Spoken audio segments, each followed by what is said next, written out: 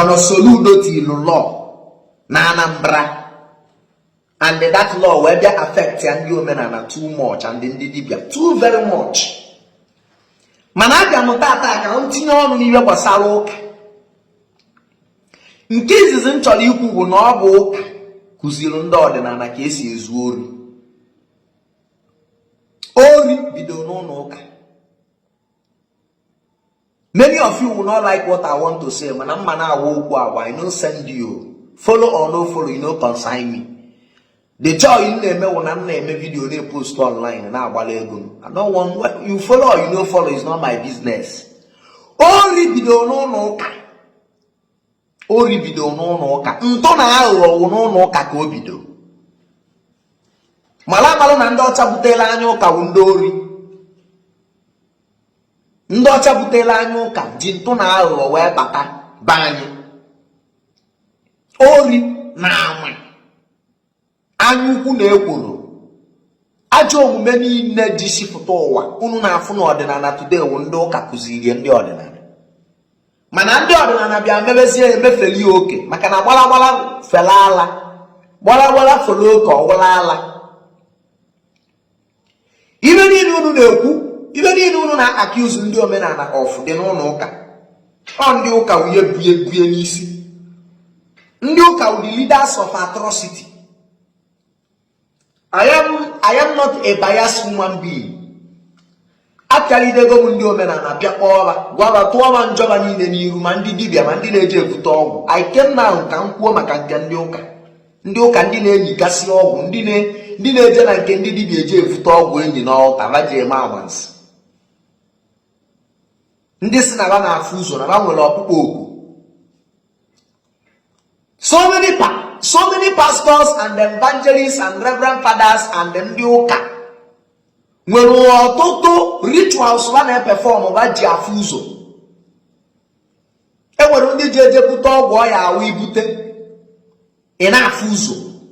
Man all boy we negiwu. Onya coach well no kateno na pastor or father dinner matakele. Obelemwa. You know na father or pastor to one watakili me wepu. The girl more no name abortion. Inokateno na pastor je na agadi wine. Mo di na nwunye mmade. All those things. But I never name when ele kwa ogu ba vute ba je eme gini. Ba je eme ihe ba na alu.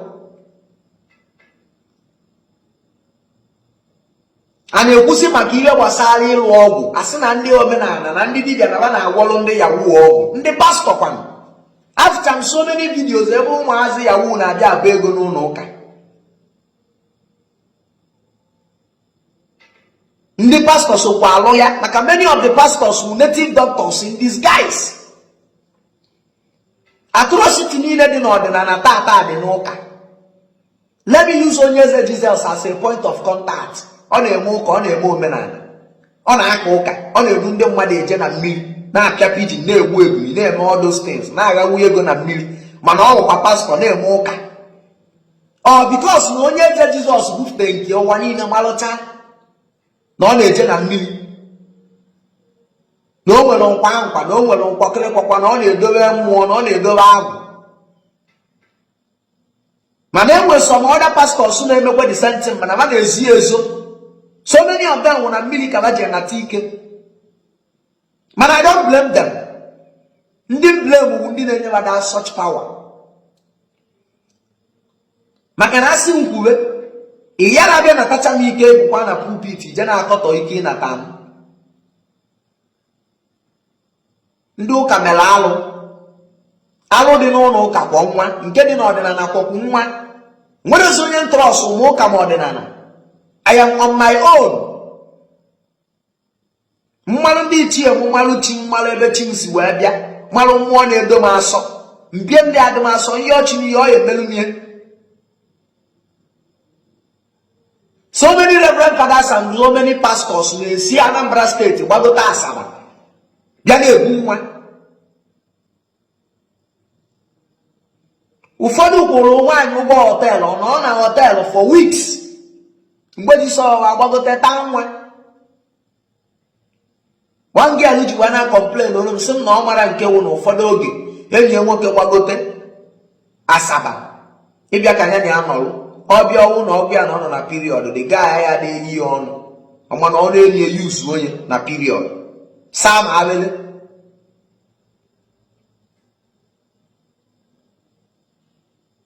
o wee mechie the girl wee take in o wee chat ya wee kpọwa m wee gwa m biko na ọ chọrọ ka m bubata the matter online mana ọ yara egosi iru ya ka m call out to the person online mgbe o jikọrọ alụ m onye dị mbọ wee wụ na Reverend Fada echiri echi wee kwụrụ ya gwa hotel wee nọrọ 3 weeks na hotel na Asaba wee na-ama ọsụ mgbe o ji chọọ ịma ọsụ ogbogote bulutin ted gbogote Asaba ọmacha ọsụ ọwa nke ọ ya alala ọlalụ the girl n'ime ewepụ o wee dị nke ọ dị mụọ ya wee na-abịa ya na ọnwa ahụ atempa with that child na ọ ya lose her life in the process o wee gwa the Reverend Fada na ya yara ewepụkwe nwa Fada wee blọk ya tido o wee na-agwa m na ọ chọ ka nke ọlụ out to the Reverend Fada wee sị ya nne na ma yara emenwe ọkwa nke ọ ya wụ mmewe kịta asị ị na nna atajiri Fada nwe anya na nke and ị dịrị already ibupụta your face bịa kọwa iwe gị na ya je ụwa niile nụ ya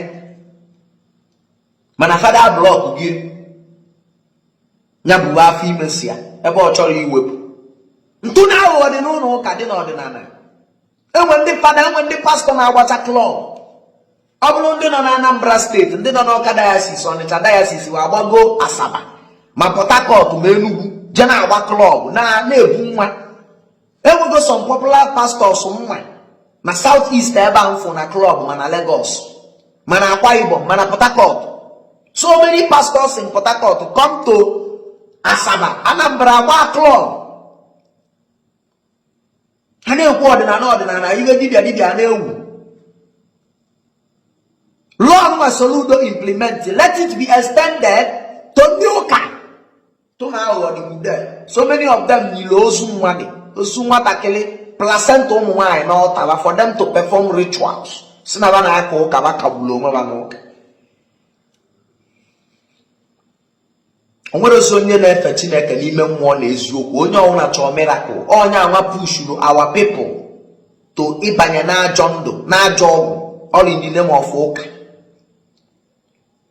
a na-agwa ibi a na-ete alụ a na-ekwu ibe a na-ekwu ọnwa a na-akpụ isi a na-akpụ afụ ọnụ nwere onye iche implement ya a law for the ndị ọdịnala implement kwa ya for the ndị ụka mana ama m na Soludo ayara atara anyị ya maka ọ tara anyị anya ịma na ọ dịrọ ready for second term ọ ndị omenala ka ọ ya eme nwunye I will not be biased maka o nwere onye kwụ m ụgwọ m kwuchitewere anybody I am saying it out of my divine involvement in ihe gbasara omenala ndị ụka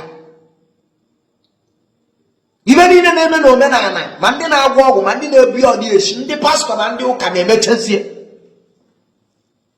for the fact na o nwere ndị a na-ejide na-ebugharị Baịbụl because ibe gọvanọ ji wee tinye anya ebe ndị omenala nọ is because na ndị na-ebugharị Baịbụl karị ndị na-ebugharị ọgwụ n'ukwu a na-ejide karị nke afọrọ asị na-eme ma gị mara amara na gọọmenti ahụ na-amachi na-etilu ndị omenala anya na gọọmenti ahụ na-ejekwukwe ndị omenala je na-akachi alụ maka politiks adịrị izi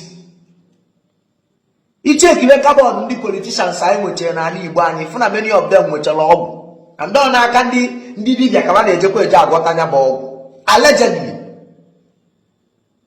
so na ibe na-ekwu wu na ibe mere Okeke si ma Okafọ ụka jọrọ njọli nne ọdịnala jọrọ njọli nne maka na ntụ na aghụghọ abatachago na ba na-abụ o nwere ozi onye na-eme ya n'ime mmụọ na eziokwu onye ọbụla na-etinyezi ya ọgwụ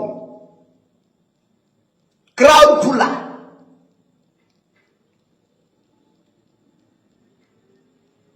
so biko akpọ isisi kpọọ afọ ọnụ ụka nwere ntụ na aghụghọ dị iche iche ọdịnala nwere ntụ na aghụghọ dị iche iche a na-eme ibe si na-eme ọnwa o nwere onye iche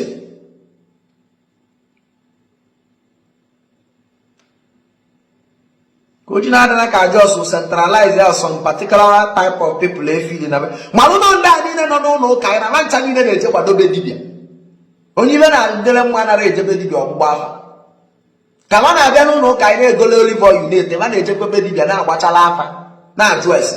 Igbo, you cannot remove it. That culture and tradition, you can't remove it. You can't generally take it away from them. You can't. Were onu mmanụ nọ Igbo kredo. Okwu m nwee ike ọ yara atọ ya ụtọ na ntị, nwee ike ọtọ ya ụtọ. Mana mma na-awụ okwu agba maka na eziokwu wụ ndụ. And you can't stop me. Daalụ.